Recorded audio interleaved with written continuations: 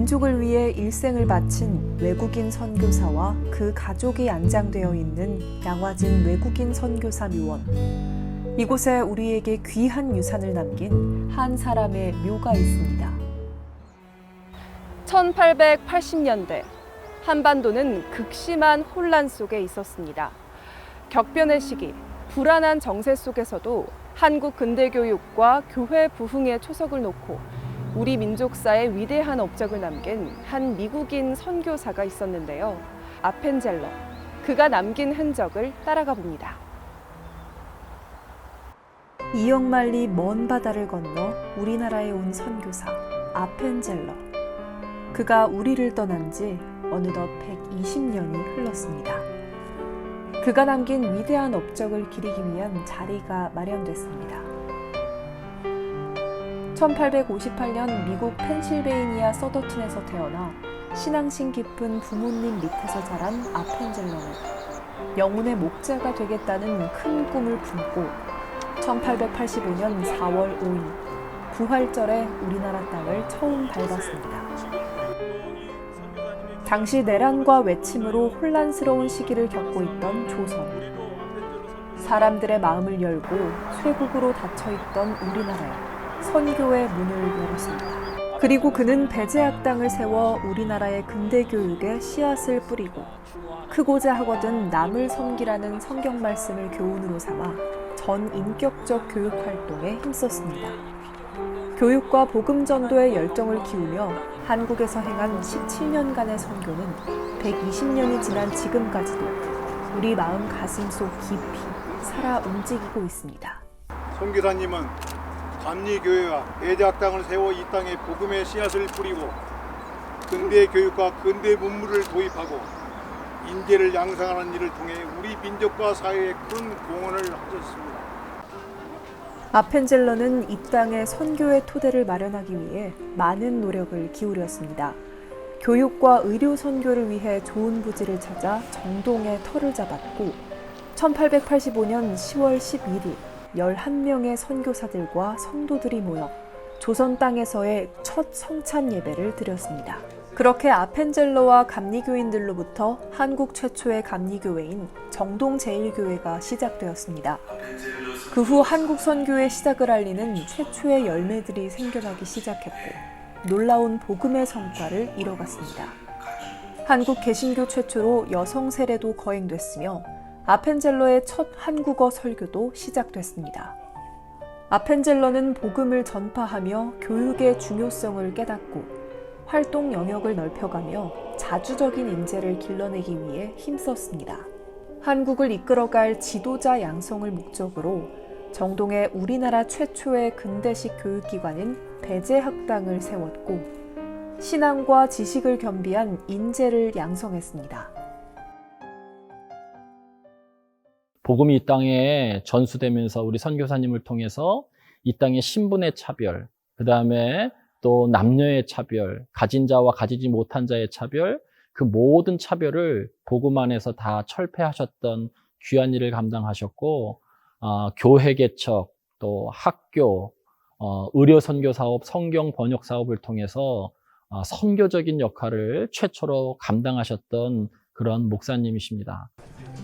아펜젤러는 복음을 전파하며 교육의 중요성을 깨닫고 활동 영역을 넓혀가며 자주적인 인재를 길러내기 위해 힘썼습니다.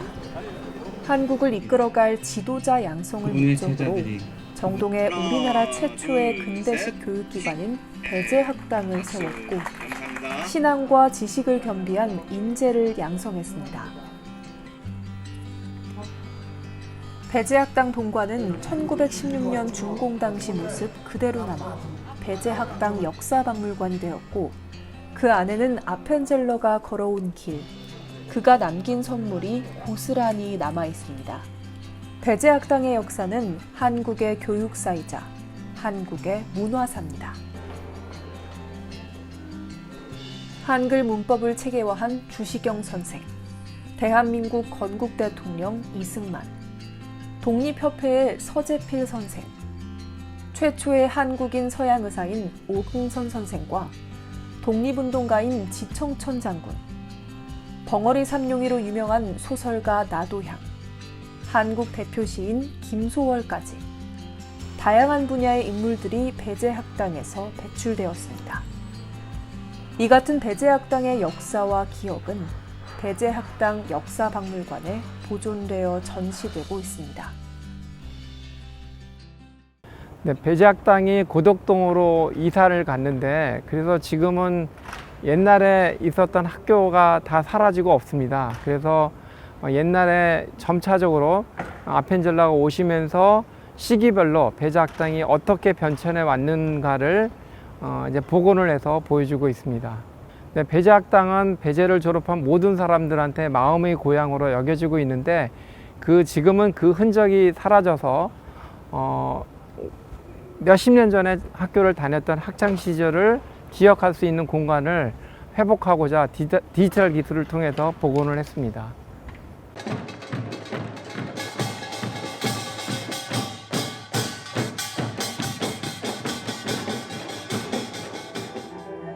아펜젤러는 1902년 우리를 떠났습니다. 당시 그의 나이 44세.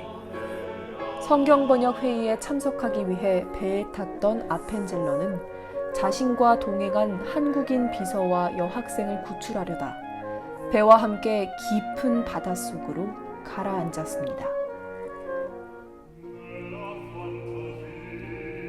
조선의 영혼을 사랑한 선교사,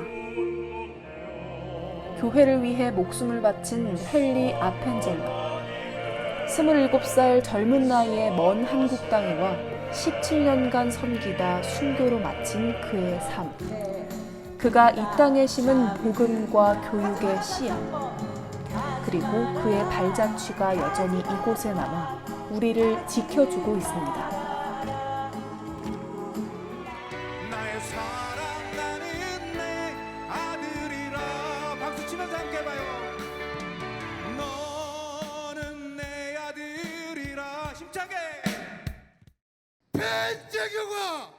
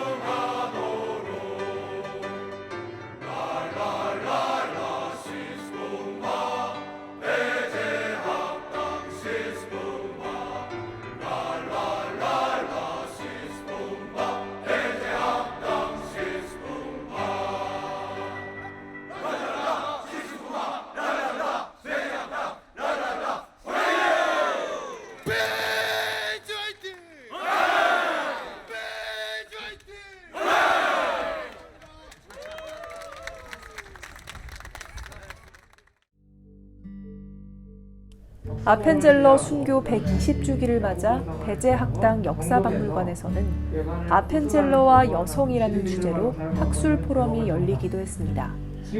아펜젤러의 가르침은 현재를 살아가는 수많은 학자들과 학생들에게 여전히 큰 영향을 주고 있습니다.